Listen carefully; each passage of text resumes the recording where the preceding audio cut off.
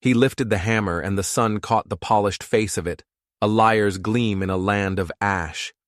The sound of the blow was a single, sharp crack in the enormous silence of the plains. It was a sound he made from dawn until the light failed, a sound to beat back the other sounds that lived in his head. The shriek of scorched timber, the roar of a fire eating a roof, the sound of a lock clicking shut on a Sunday morning. He drove the nail. The wood of the new pine beam bit down on it, squealing. He drew his arm back, the muscles in his back and shoulder a knot of old rope, and struck again. And again. The nail head sank into the grain, a small, dark eye drowning in pale wood. He set the hammer down on the beam beside him, the metal ringing softly, and held out his hand. He did not look. He never looked. A moment later, a small weight settled into his palm. It was cool and slender, wrapped in a scrap of white cloth. His fingers, thick and calloused, closed around it. He did not unwrap it. He knew what it was.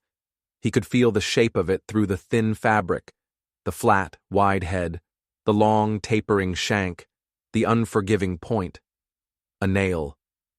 She was always there, just at the edge of his vision. Eloise. A whisper of a girl with hair the color of sun-bleached straw and eyes that saw nothing. She stood with a stillness that was not peace, but a kind of listening. Her world was sound and texture and the rhythm of his work. She would stand for an hour, for two, holding a canvas sack of nails, waiting for the sound of the hammer to cease and the feel of his open hand in the air between them. He took the wrapped nail, and with his other hand, he pulled the hammer back into his grip. He placed the point of the nail against the wood, holding it steady with his thumb and forefinger. He could feel the clean weave of the cloth against his skin. A shroud for a small iron death. He wondered sometimes what she thought, wrapping each one in the morning before the sun was even a rumor in the east. Did she think it made them holy? Did she think it could wash the iron clean? He never asked. He did not have the right to ask. The first blow was gentle, a tap to set the point, thick. The second was harder, driving it a quarter of the way in, thunk. The third and fourth were fury. Crack, crack. The sound flew out across the charred land, the only answer to the wind that keened over the graves. There were graves, he knew, unmarked. He had dug them himself in the days after, his hands raw, his soul a hollow thing. He had found what was left and put it in the ground, but the ground itself was a grave, poisoned with ash. Even now, after a hard rain, you could smell it. The ghost of burned hickory and pine, and something else, something sweeter and more terrible. He finished the row of nails, his breath coming in harsh, measured pants. Sweat slicked his back, tracing paths through the grime. He was lean, stripped down to wire and bone by the work. He had been a different man once, a man with flesh on his bones, with a blue coat on his back and a belief in the righteousness of a cause. That man had burned to cinders with this church. The man who remained was just the scavenger, picking through the ruins of his own making. He slid down from the new crossbeam, his boots landing with a soft thud on the blackened floorboards. They had salvaged what they could of the floor. Some of the boards were strong beneath the char, their hearts still good. Others were treacherous, turning to black dust under his weight. He knew which ones to trust. He had walked this ruin 1,000 times. He lived in it. Under the skeleton of the north wall, he had built a lean-to of scrap timber and scorched canvas. It was not a home. It was a pen. Eloise turned her head as he approached, her milky eyes aimed at the sound of his feet. "Is the beam set?" she asked. Her voice was like the dust motes that danced in the shafts of light, thin and quiet and everywhere. "It's set," he said. His own voice was a ruin, a rasp of rust and disuse. She nodded, a small grave motion. She held the sack of nails against her chest like a prayer book. She was a child, but the war and the fire had stolen the child from her face, leaving behind something ancient and patient. She had been inside when the fire took hold. He had found her in the root cellar, curled behind a row of empty canning jars, her face buried in her arms, deafened by the roar, blinded by the smoke. She had not screamed. She had not made a sound. It was the silence of her that had broken him, the silence and the small burned book clutched in her hand. He moved past her to the water barrel at the edge of the foundation. The water was brackish, tasting of metal and earth, but it was wet. He scooped a dipperful and drank, the water cooling the fire in his throat. He splashed the rest on his face and neck, wiping away the sweat and the grime with the back of his hand. When he looked up, she was still there, a pale statue in the wreckage. He had tried to send her away in the beginning. He had tried to take her to the next town, to an orphanage, to anyone. But she would not go. She had clung to the charred doorframe of this place as if it were the only solid thing in her world. "This is my home," she had said, her voice barely a whisper. "My mother is here." Her mother was in one of the graves he had dug. He had not told her that. He had told her nothing. Words were a currency he had forfeited. He owed this place a debt that could only be paid in silence and sweat. And so he had stayed. And she had stayed with him. A blind girl and the man who had stolen her sight. A ghost and his haunting. The days bled into one another, marked only by the rising and the setting of the sun and the progress of the walls. He was rebuilding the church, plank by plank, nail by nail, exactly as it had been. He had studied its corpse, the way the timbers had fallen, the joinery that had failed. He was learning its language, its anatomy. He worked with a feverish precision, a holy terror of getting it wrong. It had to be the same height, the same width, the same pitch to the roof. A perfect replica of the thing he had destroyed. It was a madman's penance. He knew that. But it was the only one he had. She was his apprentice. She could not see the lines he drew in the dirt or the way the wood grain flowed, but she could feel it. He would guide her small hands over the surface of a fresh-planed board, and she would tell him if it was true. "It's low here, Jonah," she would say, her fingers tracing an imperfection he had missed. "It will warp when the rains come." And she was always right. She learned the feel of the different woods, the heft of the tools. She could distinguish a finishing nail from a framing nail by the faint whisper of it rolling in her palm. She was the keeper of the nails. It was her ritual. Each morning, she would take them from the keg, one by one, and wrap them in the strips of cloth she tore from old flour sacks. He had watched her once, from the shadows of his lean-to. Her fingers moved with a delicate, practiced grace, folding the white corners over the dark iron, her lips moving in a silent recitation. He did not know what she said. He did not want to know. It was her mystery, and he was an intruder in it. He picked up a new plank, hoisting it to his shoulder. It was heavy, fragrant with the smell of fresh-cut pine. It smelled of life, and it felt like a sacrilege in this place of death. He carried it to the east wall and began to measure and mark it. The sun was climbing, a merciless eye in the vast, empty sky. There were no trees left for miles. They had been tinder in the fire that had swept across the plains, a fire he had helped to set. The church was just the heart of it. The rest had been the consequence. A memory, sharp and unwelcome as a shard of glass, pierced the wall of his concentration. The face of his captain, raw and wind-burned. We leave nothing for them to come back to. Nothing to give them shelter, nothing to give them hope. You understand me, Merritt? He had understood. He had been a good soldier. He had followed orders. He had taken the torch from the sergeant's hand, the pine tar dripping and hissing on the dry grass. He had walked to the front of the church, the sun warm on his back, the birds singing in the eaves. He had thought it was empty. God as his witness, he had thought it was empty. It was a Tuesday. Who would be in a church on a Tuesday? But then he had heard it. A hymn, faint and thin, leaking through the heavy oak doors. A woman's voice, then a man's, then a child's.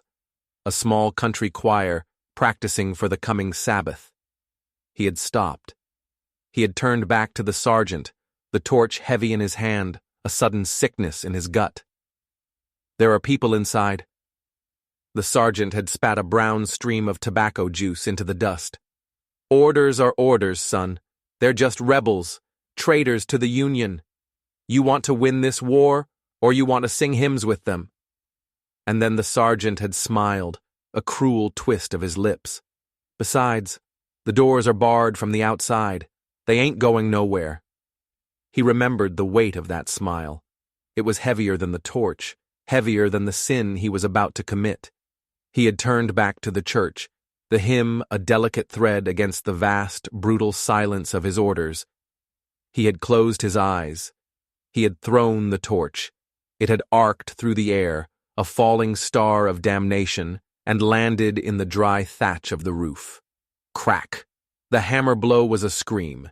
He had missed the nail entirely, crushing his thumb against the plank. A hot white agony shot up his arm. He dropped the hammer, cradling his hand to his chest, a low growl of pain and rage escaping his lips. He squeezed his eyes shut, but the image was seared on the inside of his eyelids, the thatch catching, the small flicker of orange that became a hungry roar, the hymn inside turning to screams. "Jonah?" Her voice cut through the red haze of his memory. He opened his eyes. She was standing a few feet away, her head tilted, her face a canvas of concern. She could not see his mangled thumb, but she had heard the hammer's errant strike, the change in his breathing. "I'm fine," he grated, the words tasting like lies and rust. "You're hurt." It was not a question. She took a hesitant step toward him. "Let me see." "No." The word was a blade. He turned away from her, hiding his hand, hiding his face. He could not let her touch him. Not now. Her touch was too clean. It would burn him worse than the fire. He walked to the far side of the foundation, his back to her, and fought for control. The pain in his thumb was a welcome thing. It was real. It was present. It was not the ghost pain of memory. He pressed the thumb against the rough bark of a charred beam, the pressure a counterpoint to the throbbing. He breathed in the scent of ash and pine and his own sweat. He was a beast in a cage of his own making. He stayed there for a long time, listening to the wind, waiting for the shaking in his hands to stop. He could feel her presence behind him, a small, unwavering point of stillness in his whirlwind of guilt. She did not speak again. She did not move. She just waited. She had learned patience from the earth, from the slow turning of the seasons, from the man who built and unbuilt her world with every swing of his hammer. Finally, the shaking subsided. The pain in his thumb settled into a dull, rhythmic ache. He turned back. She was still there, the sack of nails now at her feet. She had not moved an inch. He walked back to the wall, his steps heavy. He picked up the hammer. The handle was smooth and familiar in his uninjured hand. He looked at the plank, at the bent nail he had failed to drive. He pulled it out with the claw of the hammer, the wood groaning in protest. He threw the twisted piece of metal far out into the charred grass. A failed prayer. He held out his hand again, the left one, this time. He did not speak. A moment later, the cloth-wrapped nail was in his palm. He took it, and this time he unwrapped it. The cloth was a clean white square. The nail was dark and perfect. He held it up, the point aimed at the sky. He placed it against the wood in the hole left by the last one. He held it with his good hand. He lifted the hammer. Thick. Thunk. Crack. Crack. The sound was the same. The rhythm was restored. The work went on. It was all there was. The work and the silence, and the blind girl who brought him nails wrapped in white cloth, one by one, like offerings to a dead and angry god. The seasons turned. Summer bled into a dry, brittle autumn. The wind grew teeth. The sky was a hard gray slate. He worked relentlessly, pushing his body until it screamed for rest, and then pushing it further. The walls of the church rose, a rib cage of new wood against the gray sky. He framed the windows, leaving empty squares that looked out onto the desolation. He began the long, arduous work of the roof trusses. It was lonely work. The geometry of it was a puzzle, a catechism he had to learn by feel and by failure. He would spend a day wrestling a single truss into place, only to realize the angle was wrong, that it would not bear the weight. He would have to take it down, the wood protesting, the nails shrieking as he pulled them free. He would start again. Eloise was his plumb line, his level. She would stand at the center of the foundation, her head cocked, and listen to the building. She could hear the stress in the wood, the subtle groan of a joint that was not true. "The west corner is settling, Jonah," she would say, and he would go and find that she was right, that a support had shifted in the soft, ashen ground. He began to talk to her more, not about the past, never about the past, but about the work. He would describe the color of the wood, the shape of a cloud, the way the light fell through the empty window frames in the late afternoon. He was painting a world for her with his broken voice, and in doing so, he was seeing it himself for the first time. He had been blind in his own way, blinded by the smoke of his own guilt. "The wood for this truss," he told her one afternoon, his voice rough as he guided her hand over the massive beam. "It's oak. See the grain? It's tighter than the pine. Stronger. It has to be. This is the heart of the roof. This is what holds it all together against the snow." She traced the swirling patterns of the grain, her touch as light as a moth's wing. "It feels old," she whispered. "It is." He had felled the tree himself, a lone survivor in a shallow creek bed 5 miles to the north. It had been scarred by the fire, but its heartwood was untouched. "It was here before the church. It will be here after." He did not say, "after us," but she heard it. She heard everything he did not say. She pulled her hand back and held it against her chest. "Will the snow be bad this year?" "I think so," he said, looking at the sky. "The birds are gone early. The wind has a different sound." She shivered, though it was not cold. "Will the roof be done in time?" He looked at the complex skeleton of the trusses, at the vast open space they had yet to cover. He looked at his hands, at the new calluses forming over the old ones. "I'll make it be," he said. It was a promise. It was a vow. One day, a scavenger came. He was a gaunt man with a shifty, hungry look, leading a mule laden with junk. He saw the new wood of the church from a long way off and came to see what he could steal. He circled the foundation, his eyes darting from the keg of nails to the stack of fresh-cut planks. Jonah stopped his work, the hammer held loose at his side. He stood on the wall plate, watching the man. He was a black silhouette against the setting sun, a scarecrow guarding a field of bones. "Building a church, are ya?" the scavenger called out, his voice slick with a false friendliness. "In God's forgotten country?" Jonah said nothing. "Mighty ambitious," the man continued, stroking his scruffy beard. "Just the two of you?" He gestured with his chin toward Eloise, who stood near the water barrel, her back to them. "A man and a blind child?" The word child hung in the air. Jonah felt a cold knot tighten in his stomach.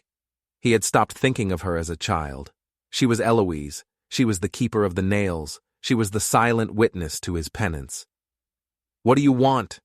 Jonah's voice was flat and hard as a river stone. The scavenger's eyes gleamed. "Got any coin? A bit of food? My mule's about given out." "We have nothing," Jonah said. The man's eyes narrowed. He looked again at the neat stacks of wood, the keg of nails, the tools laid out on a piece of canvas.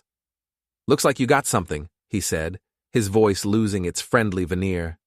"Looks like you got quite a bit. A man could build a house with all this, a proper house."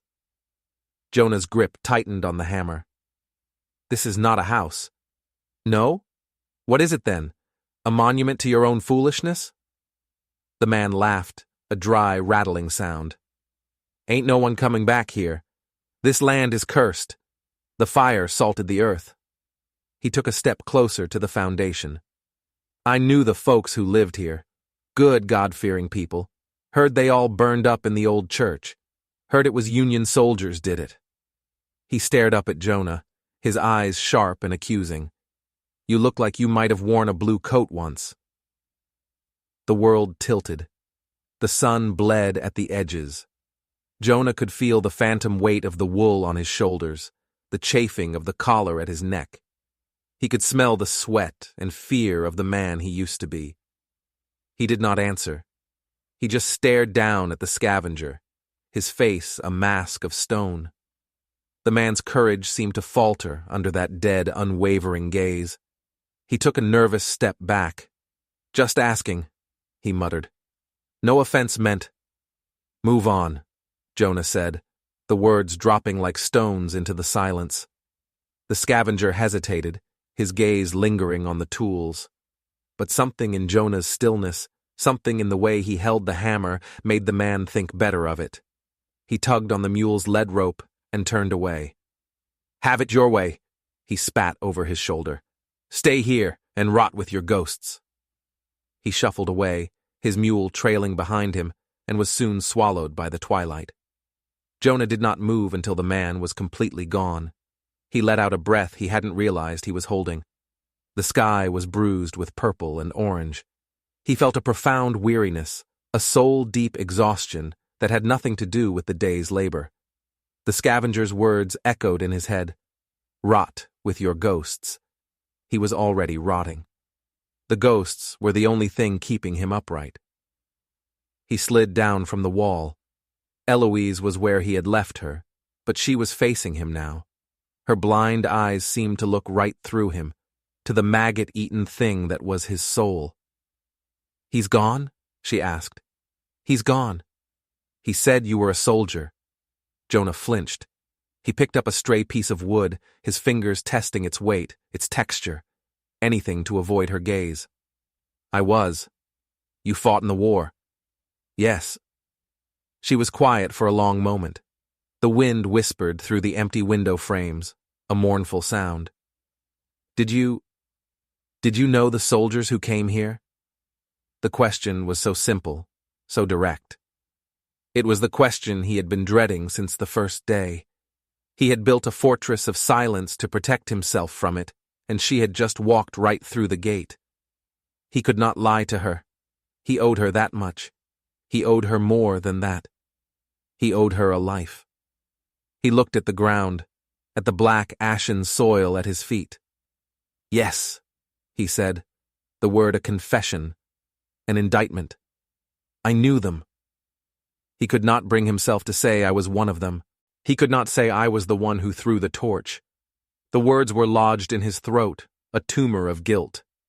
He waited for her to recoil, to scream, to hate him. He deserved it. He craved it. Her hatred would be a clean and honest thing, a balm compared to her quiet, unknowing grace. But she did none of those things. She took a step closer to him, her bare feet making no sound on the scorched earth. She reached out her hand, not to him, but to the wall he was building. She laid her palm flat against the new pine. This is good wood, she said softly. It's strong. He looked from her hand to her face.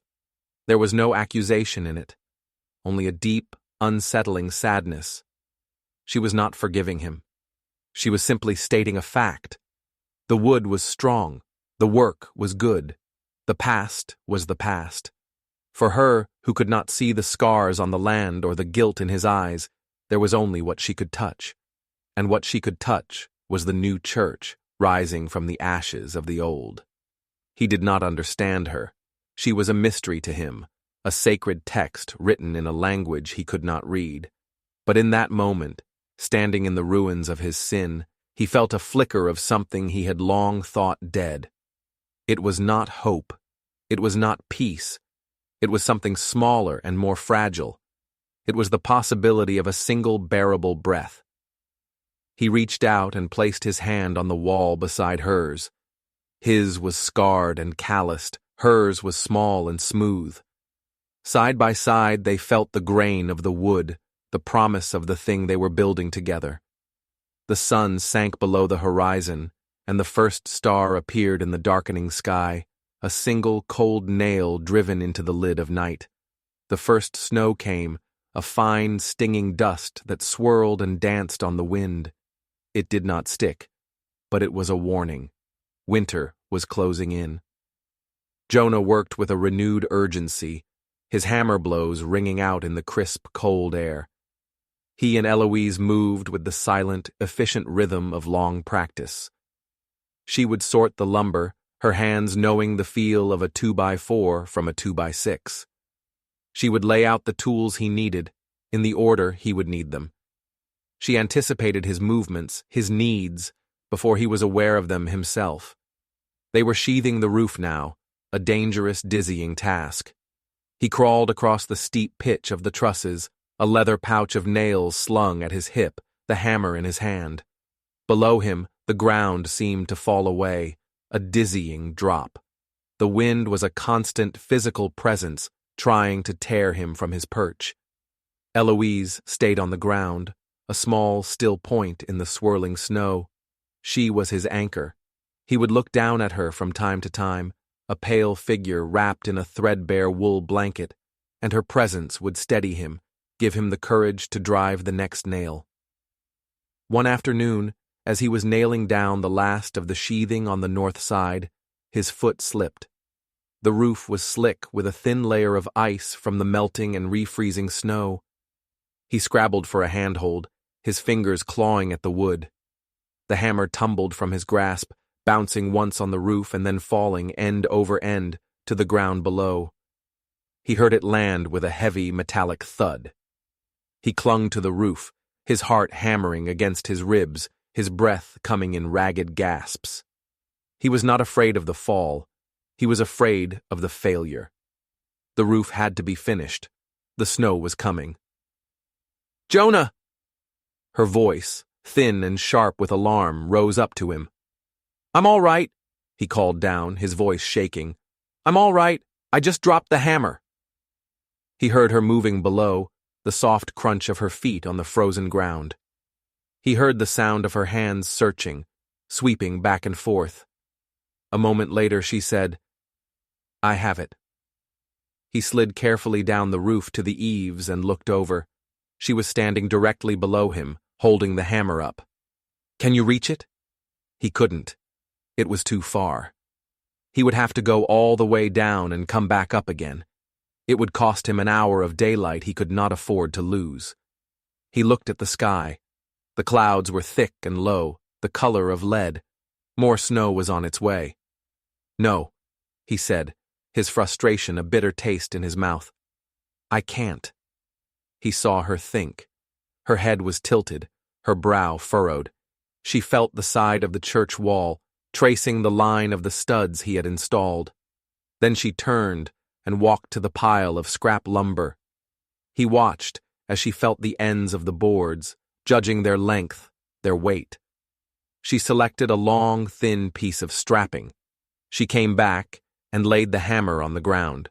She took one of the strips of cloth from her pocket, she always had a few with her, and tied it around the handle of the hammer. Then she tied the other end of the cloth to the piece of wood, fashioning a crude loop. She worked with a slow, deliberate focus, her fingers sure and steady in the cold. When she was done, she held up the long plank. The hammer dangled from the end of it. "Jonah?" she called. "Hold out your hand." He stared down at her, a slow, dawning comprehension on his face. He reached out his hand. She raised the plank, her movements careful, judging the distance by the sound of his voice. The end of the plank wavered in the air, a few feet below his grasp.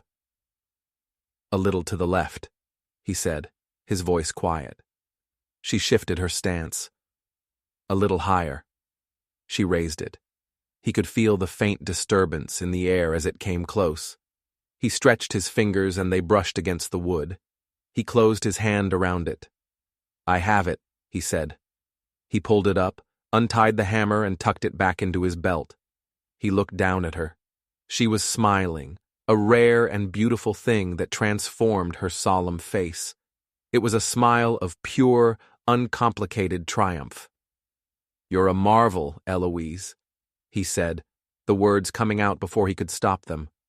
Her smile faltered, a flicker of uncertainty crossing her face. He had never praised her before. He had never used a word like marvel. Their language was one of wood and nails and necessity. "The work must be done," she said, her voice soft, deflecting the praise. "The snow is coming." He nodded, a lump in his throat. "Yes, the snow is coming." He climbed back to his perch and went back to work, his movements energized, his purpose renewed. He drove the nails with a fierce determination. The sound of the hammer, a defiant shout against the encroaching winter. He was not just building a church. He was building a shelter. He was building a fortress against the storm, for her. They finished the roof sheathing as the first heavy flakes of snow began to fall. They were not the stinging dust of before, but thick, wet flakes that clung to his eyelashes and melted on his tongue. He and Eloise stood inside the church as the snow fell, the world outside turning white and silent. The snow fell through the open roof, but the walls stood strong around them, a promise of the shelter to come. That night, the storm hit in earnest. A blizzard descended on the plains, a howling white fury that blotted out the world. The wind shrieked through the empty window frames, and snow piled in great drifts against the walls. Jonah and Eloise huddled in his lean-to, a small fire their only defense against the cold. He had insisted she sleep inside the lean-to, while he took the space just outside, by the fire. He lay wrapped in every blanket he owned, the canvas wall of the lean-to at his back. He could hear her breathing on the other side of it, a soft, steady rhythm in the heart of the storm. He did not sleep. He lay awake and listened to the storm, and to the breathing of the child he had sworn to protect. He was a sentry on the wall of his own damnation, guarding the last, flickering flame of his humanity. In the middle of the night, he heard her stir. He heard a small whimpering sound, a sound of fear. He sat up, his heart lurching. "Eloise? Jonah?" Her voice was small and lost in the howl of the wind. "I'm scared." He did not hesitate. He crawled to the opening of the lean-to and went inside.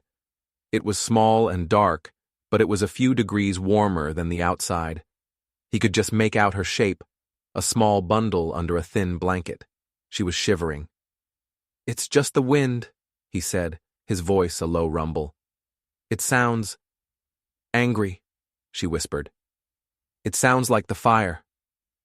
He felt a cold fist clench around his heart. Of course. The roar of the wind, the shrieking of the wood. To her, it would be the same. He sat down beside her, not touching her, but close enough for her to feel his presence. "It's not the fire," he said, his voice gentle. "It's just wind and snow. The walls are strong. The roof will hold. We are safe here." He found himself talking, his voice a low murmur against the roar of the storm.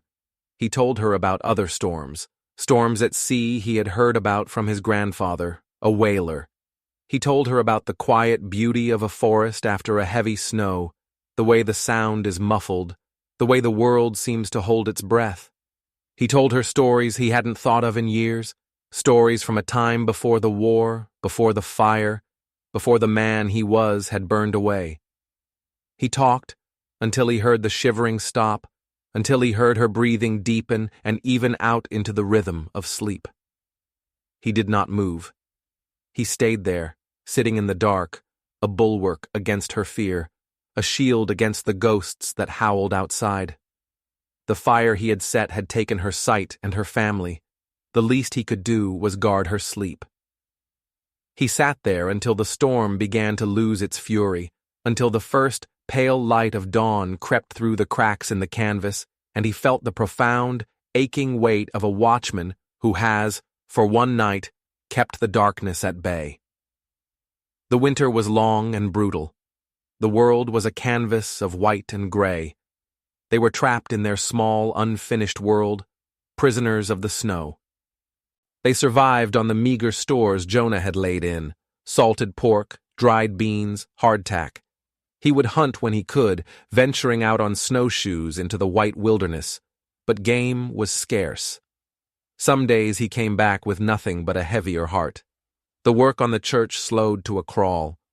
It was too cold to work outside for long. His fingers would grow numb, his tools too cold to hold. He spent the time on the interior work, planing the boards for the walls, building the pews. He worked inside the shell of the church, a fire burning in a makeshift hearth in the center of the floor, the smoke rising up and out through the open roof. It was in these long, slow days of winter that he found the Bible. He was clearing out the last of the rubble from the old vestry, a small room off to the side of the chancel. Most of it was a sodden mess of burned timber and plaster, but in a corner, protected by a fallen beam, was an old wooden chest. The lid had been burned through, but the contents were mostly intact, preserved in a cocoon of ash. He pried open the remains of the lid. Inside were old vestments, now just a pile of moldering cloth, a silver chalice, tarnished and bent, and at the very bottom, a large leather-bound book. He lifted it out. It was heavy. The cover was scorched and brittle, but he could just make out the faint gold lettering, Holy Bible. He carried it over to the firelight, his heart beating a slow, heavy rhythm. He laid it carefully on a pew he had just finished. The pages were fused together at the edges, blackened and curled by the heat, but the core of the book was preserved. He gently pried the cover open. The inside page was brown with age and water stains. There was writing on it, in a faded, elegant script. A family record, births, deaths, marriages. And at the bottom of the page, one name stood out, carved into the flyleaf with the point of a knife, the letters rough and deep. Merritt, his name, his family name. He stared at it, the blood draining from his face. It was not possible. His family was from the East. They had no kin out here. It had to be a coincidence. A cruel joke played by a merciless God. He frantically, but carefully, began to separate the pages, his fingers trembling. He found the page for the book of Jonah. And there, in the margin, was another inscription, in the same hand as the carving: Jonah Merritt, born to this world, May 12, 1832. May he walk in the path of the Lord. His birthday, his name. He felt the floor drop out from under him. He stumbled back from the pew, a strangled cry escaping his lips. This was not just a church. This was not just a symbol of his sin. This was his own history. His own blood. He had burned down a part of himself. He did not know who these people were. A branch of the family lost to the westward expansion? A great uncle he had never known? It did not matter. They were his, and he had murdered them. He had erased his own name from the earth with fire and with smoke. He fell to his knees on the cold, ashen floor. A dry, racking sob tore through him, a sound of pure animal grief. He had thought he had reached the bottom of his guilt. He had been a fool. The bottom was a bottomless black abyss. Eloise, who had been sanding a piece of wood in the corner, heard him. She put down her work and came to him, her feet silent on the floor. She knelt in front of him, her face a mask of confusion and concern. "Jonah, what is it? What did you find?" He could not speak. He could only point a shaking finger at the book on the pew.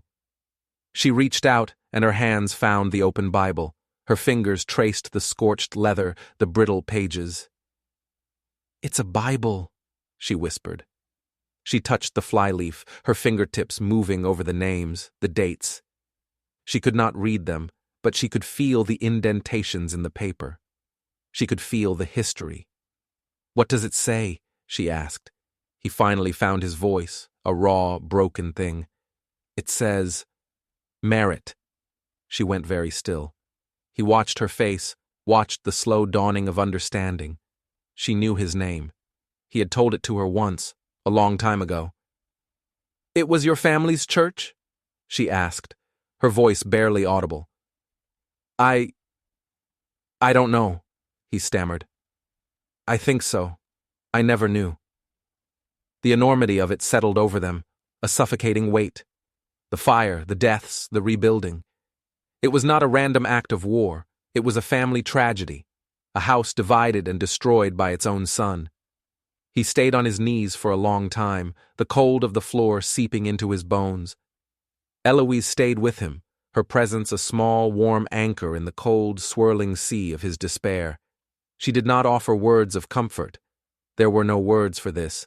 There was only the shared, terrible silence. The discovery of the Bible changed him. The feverish energy of his work was replaced by a grim, somber determination. The rage was gone, burned out, leaving only a cold, heavy ash in his soul. He was no longer just atoning for a soldier's crime. He was mourning his own kin. He was building a tombstone. Spring came, a slow, muddy thaw. The world bled back into color. The snow retreated, leaving the land scarred and black. But here and there, a few green shoots pushed their way up through the ash, a stubborn, defiant life. They began the final, most difficult task, the bell tower. It had to be built on the ground and then hoisted into place, a massive, intricate structure of oak and pine. It was a test of everything he had learned, of all his skill and all his strength. It was too heavy for him to lift alone. They fashioned a crude crane, using the last of the strong oak beams and a system of ropes and pulleys. It was a dangerous, precarious operation. A single slip, a single frayed rope, and the tower would come crashing down, destroying weeks of work, perhaps killing them both. They chose a calm, clear day for the hoist. Jonah worked the ropes, his muscles screaming in protest, the veins standing out on his neck and forehead. Eloise stood at the base of the tower, her hands on the wood, her body a sensor, feeling for any shift, any stress, any sign of failure. "Slowly, Jonah," she would call out, her voice calm and steady amidst the groaning of the ropes and the creaking of the wood. "The east corner is binding." He would ease the tension, adjust the angle, and begin to pull again. It took the entire day. Inch by agonizing inch, the tower rose from the ground, swinging slowly into place over the open square in the roof. The sun beat down on them. Sweat poured from him, stinging his eyes. His hands were raw from the ropes. Finally, with a last, desperate pull, it settled into place. The joinery slid together with a deep, resonant groan. It was done. The tower stood, a finger pointing to the empty sky. Jonah collapsed to the ground, his body trembling with exhaustion and relief. He lay on his back, gasping for air, looking up at the thing he had built. It was straight and true. It was strong. Eloise came and stood over him. He could not see her face against the glare of the sun, but he could feel her presence. "It's done," she said. "It's done," he echoed, his voice a hoarse whisper. They had not found the old bell. It had likely melted in the fire, or been stolen. The tower was silent, a mute testament. It felt right. This was not a place for joyful noise. It was a place for silence, for memory, for the quiet work of atonement. In the days that followed, they finished the last of the work. They installed the windows, simple panes of glass he had bought in a town 50 miles away, trading the last of his meager possessions for them. They hung the heavy oak doors, forged the iron hinges themselves in their small fire. They finished the pews, sanding them until they were smooth as polished stone. The church was finished. It stood on the blackened plain, a thing of pale new wood. It was beautiful. It was perfect. It was a perfect copy of the thing he had destroyed. And it was the most terrible thing he had ever seen. Every nail, every plank, every beam was a testament to his sin. It was a monument not to God, but to his own damnation. He and Eloise stood before it as the sun went down, casting long shadows across the land. The work was over, the long penance of labor was done, and he felt empty. He had thought that finishing it would bring him some measure of peace, some sense of closure, but there was nothing. Only a vast, hollow ache. A storm was brewing in the west. The sky was the color of a deep bruise. The wind was picking up, rattling the new panes of glass in their frames. "A storm is coming," Eloise said, her voice small against the rising wind. She hugged her arms to her chest. "A bad one." He looked at the sky, then at the church, his tomb. "We should go inside," he said. They walked up the steps and through the heavy oak doors. Inside, it was quiet and still. The air smelled of fresh pine and sawdust. The light from the windows was gray and failing. It was a place of ghosts, of echoes. He could almost hear the faint strains of a hymn, the shuffle of feet on the floor. The wind began to howl. The first fat drops of rain splattered against the windows. Then the sky opened up. The rain came down in solid sheets, and the wind rose to a demonic shriek. The whole building began to tremble. He felt a sudden, cold dread. He had built it. He knew every joint, every nail. He knew it was strong. But the foundation was ash. The ground itself was weak, poisoned, unstable. There was a loud crack, like a gunshot. A tremor ran through the floor. Jonah grabbed Eloise, pulling her toward the center of the nave, away from the walls. "What was that?" she cried, her voice sharp with fear. "I don't know," he said, but he did. It was the sound of failure. There was another crack, louder this time, followed by a long, terrible groan of tortured wood. The north wall, the wall where his lean-to had been, began to bow inward. The windows shattered, spraying glass across the pews. The church was coming down, his creation, his penance, his tomb. It was all coming down. His first instinct, the instinct of a soldier, the instinct of a survivor, was to run, to get out, to save himself. He could drag her out the door, out into the storm. They could survive. He looked down at her. Her face was pale in the gloom, her blind eyes wide with terror. She was clinging to his arm, her small body trembling. And he remembered. He remembered the other time. The fire, the screams, the barred door. He remembered turning his back and walking away, leaving them to burn. He would not run this time. He wrapped his arms around her, pulling her tight against his chest. He bent his body over hers, making himself a shield. "It's all right," he whispered into her hair. The words a prayer, a lie, an act of final, desperate love. "I've got you."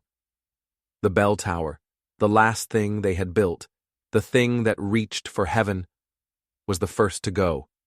It tore loose from the roof with a sound like the world splitting open. For a moment, it hung in the air, a dark cross against the lightning-streaked sky. Then it fell. He closed his eyes and held her, and waited for the darkness to take him. He had burned down a church, he had rebuilt it, and now he would be buried in it. It was a fitting end. It was justice. She touched his face once, and said it felt like sunrise.